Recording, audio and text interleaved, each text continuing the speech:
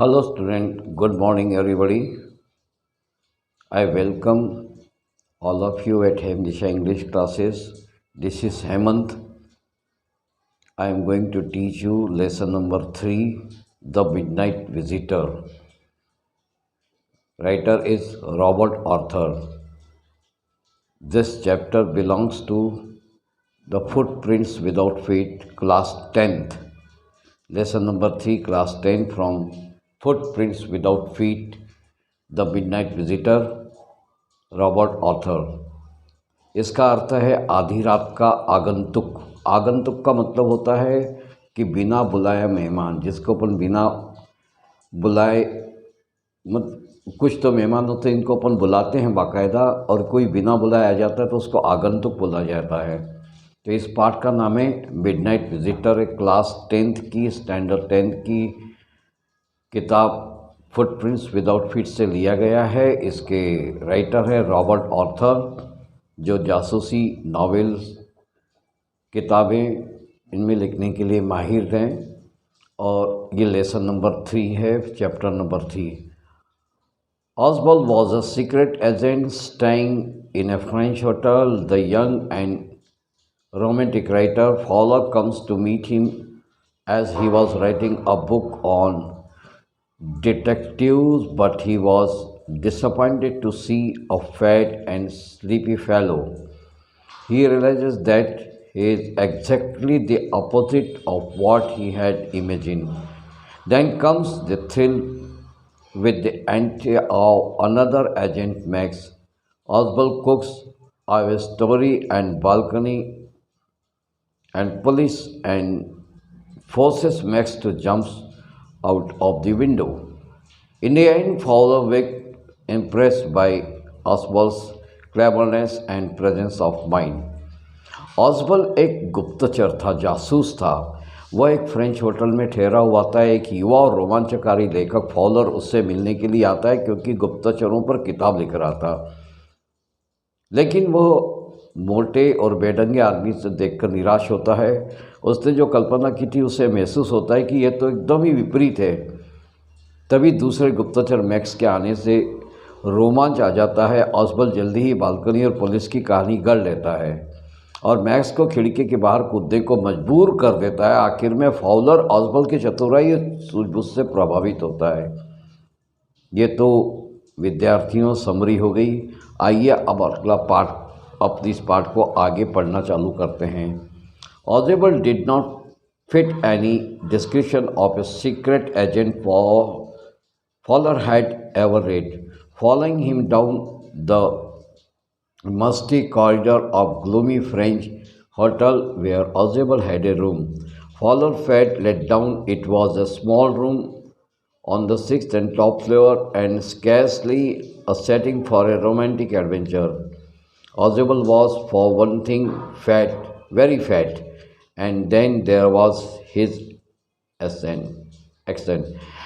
Though he spoke French and German passably, and he had never altogether lost the American accent he had brought to Paris from Boston 20 years ago. That is, as already told, romantic adventure. Fowler ने जैसा कि पढ़ा था, ऑसवल्ड किसी भी तरह से गुप्तचर का जैसा वर्णन था वैसे कहीं से मेल नहीं खा रहा था। ऑसवल्ड के आगे पीछे उसके फ्रेंच होटल के कमरे की और दुर्गंध भरे गलियारे से गुजरते हुए फॉलर कुछ अनमना सा था। वह एक छोटा कमरा था जिसमें ऊंचे छठवें माले पर कुछ भी रोमांचकारी अनुभव जैसे कुछ भी नहीं था। ऑसवल्ड एक तो मोटा था और खासा मोटा, अच्छी तरह से उसकी चर्बी बढ़ी हुई थी। ऊपर से उसका बात करने का लहजा, क्योंकि वह काम चलाओ फ्रेंच व जर्मन बोलता था, तभी उसके बोलने से वह अमेरिकी लहजा खत्म नहीं हुआ जो 20 साल पहले बोस्टन से पेरिस लाया था। You are disappointed, Ausable said wheezily over his shoulder. You are told that I was a secret agent, a spy dealing in espionage and danger. You wish to meet me because you are a writer, young and romantic. You envisioned my mysterious figure in the night, the cracks of pistols, drags in his wife. The next step. Instead, you have spent a full evening in French music hall with a sloppy for men who, instead of having messages slip into his hand by dark-eyed beauties, gets only a prostic telephone call making an appointment in his room. You've been bored, the fit man chuckled to himself as he unlocked the door of his room and stood aside to let his frustrated guest enter. या ऑसबल हाँफते हुए कंधे उचकाते हुए बोला, तुम निराश हो? तुम्हें बताया गया था कि मैं एक गुप्तचर हूँ, खतरों से लड़ता हूँ, वो जासूसी का काम करता हूँ। तुम मुझसे मिलना चाहते थे क्योंकि तुम एक लेखक हो, नौजवान स्वप्नदर्शी। तुमने कल्पना की होगी रात में रहस्यमय आकृतियों की, बंदूकों की आवाज़ों की, दारू में चरस की।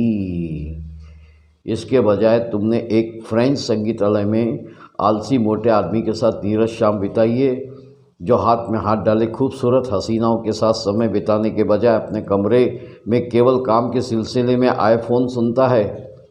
तुम ऊब गए होगे। उस मोटे आदमी ने मुंह बंद करके धीमी हंसी के साथ कहा। वह कमरे का दरवाज़ा खोल रहा था और वह एक तरफ खड़ा हो गया, जिससे उसका हैरान परेशान मेहमान अंदर आ गए। विद्यार्थियों, ये पाठ अपन पढ़ रहे हैं द मिडनाइट विजिटर। बहुत अच्छा पाठ है, क्लास 10 का प्लॉट है। इसके राइटर है Robert Arthur. Footprints without feet से लिया गया है। पढ़ने से पहले, जैसा कि मैं हमेशा कहता हूँ, इस बार मैं कहना स्टार्टिंग में थोड़ा भूल गया, लेकिन अभी बीच में रोक के इसलिए कह रहा हूँ कि ये बहुत ज़रूरी कि आप अपनी किताब ज़रूर खोल के रखिएगा।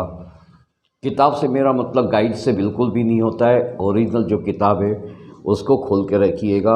और जैसा जैसा मैं इंग्लिश वर्णन पढ़ता चला जाऊँ, आप वर्जन वो बिल्कुल ध्यान रख के उसकी तरफ नज़र मारते जाइए, उस लाइन की तरफ। और आप भी यहाँ होठों में बुदबुदाने की कोशिश करना, और उसके बाद मैंने जो अर्थ समझाया उसकी तरफ पूरा कान लगा के ध्यान से सुनना।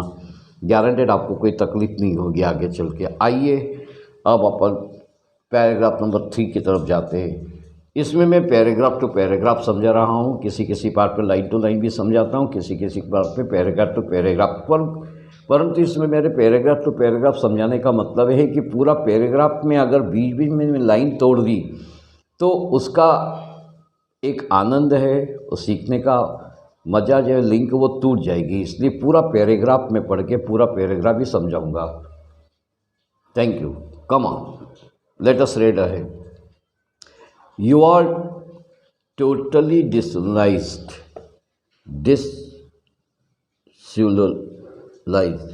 Asabel told him. But take care, my young friend. Presently you will see a paper, a quite important paper for which several men and women have risked their lives come to me. Some say soon that paper may well affect the course of history. In that thought is drama, is that not? As he spoke, Oswald closed the door behind him, then he switched on the light. Hindi अनुवाद इसका ऐसा, ऑसबॉल्ड ने उससे कहा कि तुम भ्रमित हो पर तुम खुश हो जाओ मेरे दोस्त। तभी तुम एक कागज़ देखोगे, एक महत्वपूर्ण कागज़ जिसके लिए कई महिलाओं पुरुषों ने अपना जीवन दांव पर लगा रखा है, वो मेरे पास है। किसी दिन वो कागज़ शायद इतिहास में दर्ज हो जाए। इस सोच में ही रोमांच है या नहीं है, क्या नहीं है। जब वो बोल रहा था, ऑसबॉल्ड ने अपने पीछे का दरवाज़ा बंद किया, फिर उस कमरे की बत्ती जलाई। And as the light came on, Fowler had his first authentic thrill of the day. For halfway across the room, a small automatic pistol in his hand, stood a man. Oswald blinked a few times. Max, he wheezed, you gave me quite a start. I thought you were in Berlin. What are you doing here in my room? इसका हिंदी अनुवाद है। और जैसे ही बत्ती जली तो faller के लिए दिन का पहला हकीकत का रोमांच सामने था। कमरे के बीच में एक आदमी खड़ा था और उसके हाथ में पिस्तौल थी। ऑसवेल के कई बार आंखें झपकाई और हाँफते हुए बोला, मैक्स, तुमने मुझे अचंभित किया। मुझे लगा तुम बर्लिन में हो। तुम मेरे कमरे में क्या कर रहे हो? Max was slender, a little less than tall, with features that suggested slightly the crafty, pointed contents of a fox. There was about him, aside from the gun, nothing especially menacing. The report, he murmured, the report that is being brought to you tonight concerning some new missiles. I thought I would take it from you. It will be safer in my hands than in yours.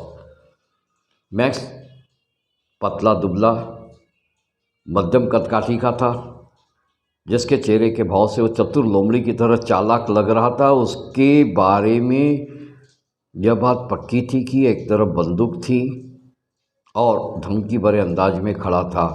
वो धीरे धीरे बुदबुदाया। क्या बुदबुदाया? वो report कहाँ है जो तुम्हारे पास आज रात आई है, नई मिसाइलों के बारे में? मुझे वो रिपोर्ट तुमसे चाहिए। किसी हालत में समझाना, तुम मुझसे ज़्यादा मेरे हाथों में ज़्यादा सुरक्षित रहेगी।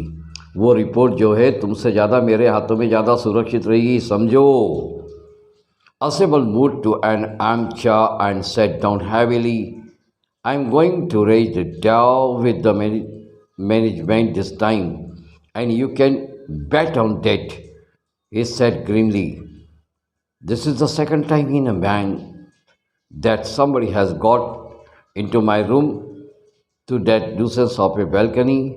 Fowler's eyes went to a single window of the room. It was an ordinary window against which now the night was pulsing blankly. Balcony? Max read. He became sad with a rising inflection.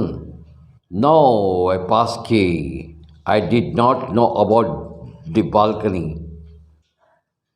Not about the balcony, rather balcony. It might have saved me some trouble had I known. असम्बल आराम कुर्सी तक आया।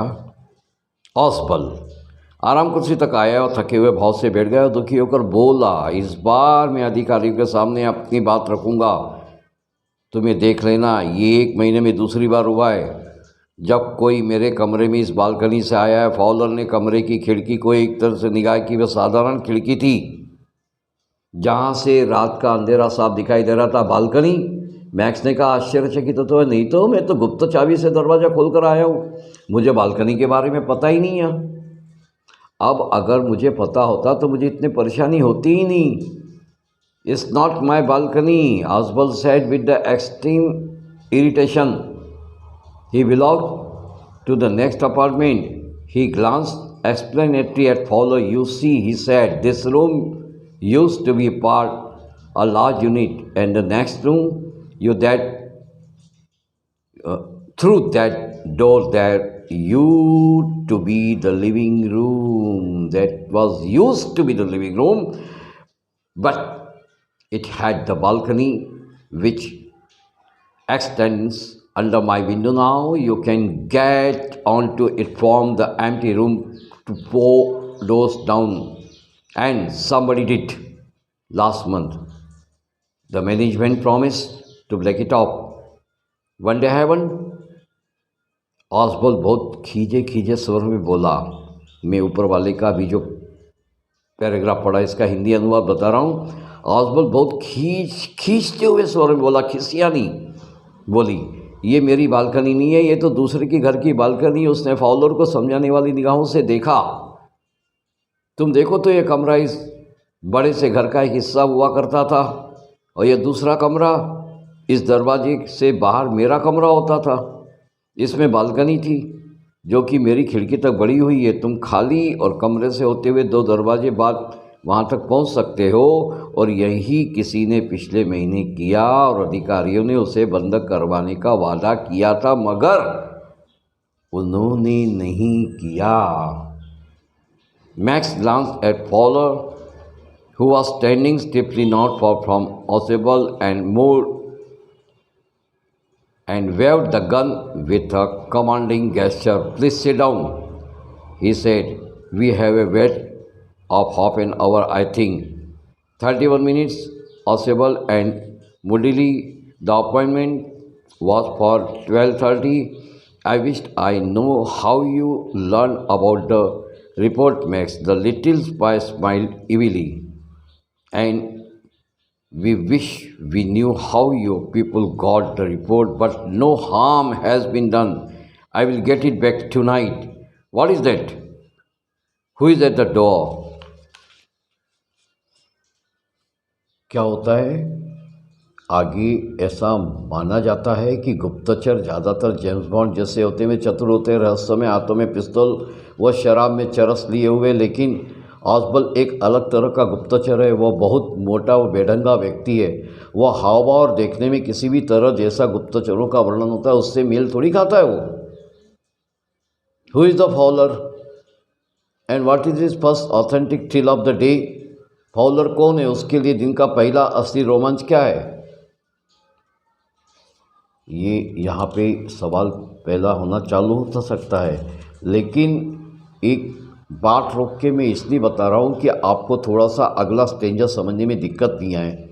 Follower is a young writer. ही comes to meet Oswald as he wants to write a book on detective. His first authentic tale of the day was when he saw a man standing halfway across in Oswald's room, pointing a pistol towards Oswald and himself. Fowler एक नौजवान लेखक है। वो ऑसबल से मिलने आता है क्योंकि वह जासूसों पर किताब लिखना चाहता है। उसका एक दिन का पहला रोमांच होता है। वो ऑसबल के कमरे में एक आदमी को खड़ा हुआ देखता है जिससे अपनी बंदूक ऑसबल वो उसकी तरफ तानी हुई थी। मैं विद्यार्थियों बीच में थोड़ा सा पैराग्राफ में पॉज देके क्यों समझा रहा हूँ कि पीछे जितना आपने पढ़ा है वो आपके दिमाग में तरोताज़ा बना रहे और आगे पढ़ेंगे उसमें आपको दिक्कत नहीं हो, इसलिए मैंने क्वेश्चन का एक ये भाग यहाँ पे लिया था। ये अब मैं जो पहले पढ़ा था उसका अनुवाद बता रहा हूँ आपको। मैक्स ने फॉलोअर की तरफ देखा जो ऑसबल से ज़्यादा दूरी पर नहीं, एकदम सीधा खड़ा था और उसकी तरफ धमकाने के अंदाज में अपनी बंदूक लहराई। "अरे 1 रुपया करके बैठ जाइए," वो बोला। "मुझे लगता है हमारे पास आधे घंटे का समय है।" ऑसबल ने कहा 31 मिनट। "हमारे अपार्टमेंट 12:30 बजे का है। काश ये है। मुझे पता होता। तुम रिपोर्ट के बारे में कैसी जानकारी है मैक्स? हमने जो बातें की थी और हमने इस अपार्टमेंट में मिलने के लिए अपॉइंटमेंट लिया था 12:30 बजे का। तो तुम्हारी रिपोर्ट के बारे में कैसी जानकारी मैक्स? चलिए, मुझे अगर पता होता तो मैं देखता, लेकिन आप बताइए।" वो छोटा जासूस क्रूरता से मुस्कुराया और काश हमें पता होता कि तुम्हारे लोगों को रिपोर्ट कैसी मिली, पर कुछ नुकसान नहीं हुआ है। मुझे वो रात में मिल जाएगी क्या? वो वहाँ है। वहाँ क्या है? वहाँ दरवाजे पर कौन है? Fowler jumped at the sudden knocking at the door. Oswald just smiled. "That will be the police," he said. "I thought that such an important paper as the one we are waiting for should have a little extra protection. I told them to check on me to make sure everything was all right." Max bit his lip nervously. The knocking was repeated.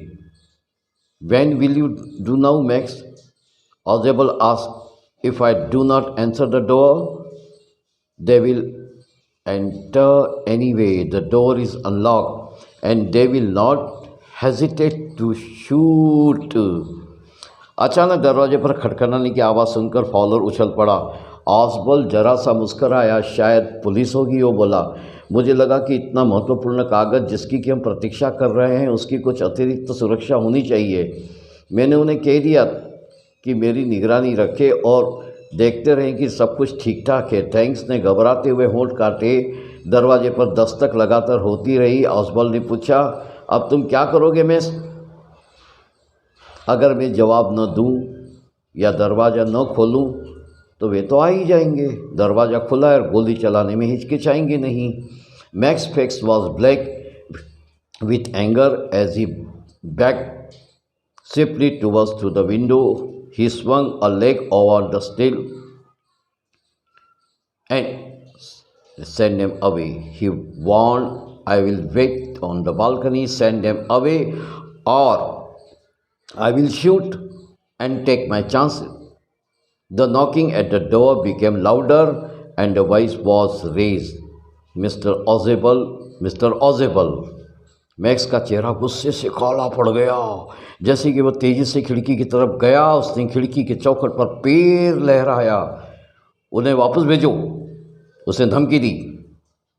मैं balcony में इंतज़ार करूँगा। उन्हें वापस भेजो वरना मैं गोली से उड़ा दूंगा और निर्णय ले लूँगा। दरवाजे पर खटखटाने की आवाज़ तेज़ होती चली गई और तेज़ आवाज़ आई, mister Ausable, mister Ausable. Keeping his body twisted so that this gun still cover for the fat man, his guest, the man of the window, grabbed the frame with his free hand to support himself. Then he swung his other leg up and over the windowsill. The doorknob turned swiftly. Max pushed with his left hand to free himself from the sill and dropped the balcony, and then he dropped. He screamed once shrilly. What was shrilly? Okay, that was only once. Shrilly. उसने अपने शरीर को थोड़ा सा टेढ़ा किया जिससे कि बंदूक अभी भी मोटे आदमी और उसके मेहमान पर तनी रहे। उस आदमी मतलब वो उस आदमी का मतलब यहाँ पे मैक्स ने खिड़की के फ्रेम को कसकर पकड़ा, खुद को सहारा दिया। फिर उसने अपना पैर ऊपर किया, खिड़की की चौखट पर चढ़ गया, दरवाजे की कुंडी घूमी और धीरे से मैक्स ने अपने उल्टे हाथ से खिड़की की चौखट छोड़ी और बालकनी में कूद गया। और फिर जैसे ही गिरा वो बहुत जोर का चीखा। The door open and waiter stood there, a tea, a bottle and 2 glasses. Here is a drink for you. Order as you ordered for when you returned, he said, and set the tea on the table, deftly uncorked the bottle, left the room. And after he left the room, white-faced Fowler started after him, but he stammered, but what but? The police. There were no police. Osable sighed. Only Harry, whom I was expecting. But won't that man out on the balcony? Fowler began. No, not at all, said Osable. He won't return. You see, my young friend, there is no balcony. दरवाज़ा खुला और एक बेरा हाथ में tray, एक बोतल और 2 गिलास लिए खड़ा था। वो बोला, ये रही आपकी ड्रिंक जो आपने ऑर्डर की थी जब आप वापस आए थे। और ट्रे मेज पर सजा दी। बड़ी तेज़ी व चतुराई से बोतल खोली और कमरे से बाहर निकल गया। अनकॉर्क की मतलब कॉर्क निकाल दिया, बोतल खोली और कमरे से बाहर निकल गया। सफ़ेद पड़े चेहरे से फाउलर ने उसे घूरा, लेकिन क्या के वो हकला गया। वो क्या हकला है? वो अरे वो पुलिस। अरे यार, कोई पुलिस नहीं थी। ऑसबॉल्ड ने गहरी सांस ली। सिर्फ हेनरी, जिसकी मैं उम्मीद कर रहा था, वो था। फॉलर ने कहा, पर वो आदमी क्या बालकनी में बाहर नहीं होगा? नहीं, बिल्कुल नहीं। ऑसबॉल्ड ने कहा, वो वापस आएगा। देखो मेरे दोस्त, वहाँ कोई बालकनी नहीं है। तो विद्यार्थियों, ये था पाठ the midnight visitor, chapter number 3, 10th class, footprint without feet से लिया गया, सप्लीमेंट्री किताब से, रीडर से। इसके लेखक है रॉबर्ट ऑथर। तो मेरे ख्याल से आपको ये पसंद आएगा।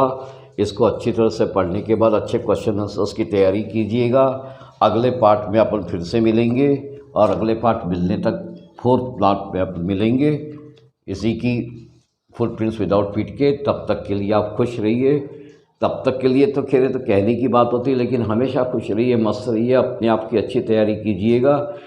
Have a good day, have a good life and enjoy your life while studying properly, and do well, do hard labor, hard not hardly, do hard labor. God bless you. Jai Hind, Jai Bharat. Thank you.